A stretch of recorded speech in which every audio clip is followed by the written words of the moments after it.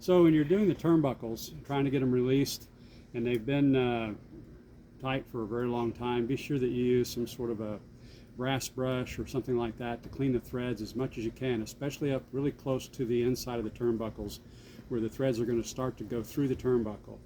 Use some sort of PB blaster or other WD-40 to try to get rid of any residue on the threads, and some sort of lube like PB blaster multi-purpose lube or 3-in-1 oil to lubricate those threads.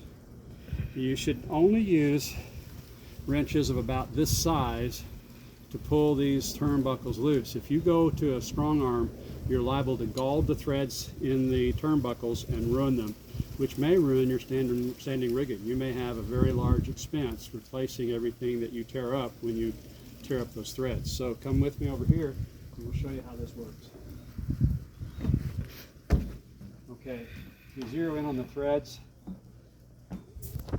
You should be able to read the threads and determine that the top threads on the cables are normal and the bottom threads are backwards. So you're going to be turning this as if you're releasing normally, unscrewing a nut off of the threads of a bolt.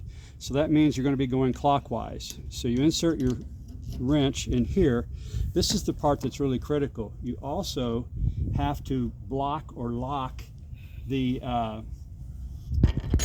shroud so that it doesn't turn while you're turning the turnbuckle. So you put an open-ended wrench on the flat bars of the swedge and turn. Now this is a lot easier to do at this moment than it was at the beginning. As you can see, I taped the threads like I told you in the previous video. This is how far I've pulled down the turnbuckles or turned them so far. They're now getting fairly easy, but the upper and mid shrouds were extremely tight.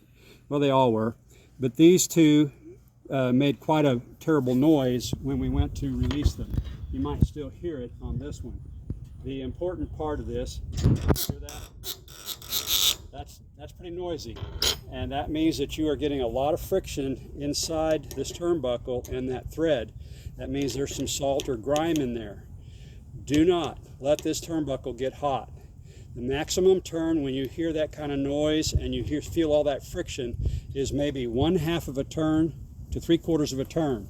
And then you stop and you feel your turnbuckle and see if heat is transferring. You feel your bolt at the end of the shroud. See if there's heat transfer. Check both ends. If you have no heat, then go another 1/2 a turn, then stop and go to another turnbuckle. Same thing, repeat, repeat, repeat. So don't get the turnbuckles hot, because if you do, you're liable to gauge the threads and weld the turnbuckle and that bolt together, and that is forever. It's very, very difficult, if possible at all, to fix that problem. This is Miles. Thanks.